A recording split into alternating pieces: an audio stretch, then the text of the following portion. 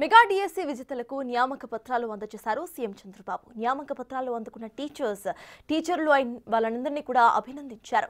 పేదరిక నిర్మూలన విద్యతోనే సాధ్యమని అన్నారు చంద్రబాబు. అందుకే మొదటి సంతకం మెగా డిఎస్సిపై పెట్టినట్టుగా ఆయన తెలిపారు. విద్యార్థులను ప్రయోజకులుగా తీర్చిదిద్దేందుకు టీచర్స్ కృషి చేయాలని అన్నారు సీఎం.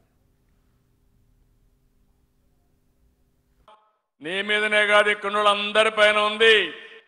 నాకు ఒక కోరిక ఉంది, మీకు ఒక కోరిక ఉంది. మీ కోరిక ఉద్యోగం, అది తీరింది.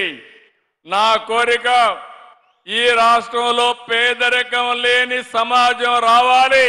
అది విద్య వల్లనే సాధ్యం. ఆ బాధ్యత మీది.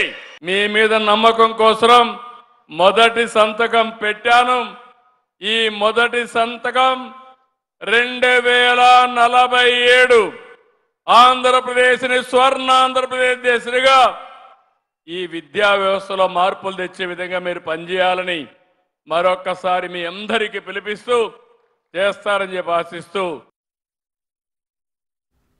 ఇక ఏపీలో 17 డిఎస్సీలు జరిగితే అందులో 14 డిఎస్సీలు టీడీపీ హయాంలోనే జరిగాయని అన్నారు మంత్రి నారా లోకేష్. డిఎస్సీ అంటే చంద్రబాబు అంటేనే డిఎస్సీ అని అన్నారు. సుమారు 2 లక్షల మంది టీచర్స్ ను టీడీపీనే నియమించిందని అన్నారు. ఇకపై ప్రతి ఏటా డిఎస్సీ రిలీజ్ చేస్తామని మంత్రి లోకేష్ తెలిపారు. వచ్చే ఏడాది మళ్లీ టెట్ నిర్వహించి పారదర్శకంగా డిఎస్సీ నిర్వహిస్తామని అన్నారు మంత్రి నారా లోకేష్. చాలా మంది అన్నారు ఈ మెగా డిఎస్సీ అవుతుందా, ఈ మెగా డిఎస్సీని మేము ఆపి చూపిస్తామని.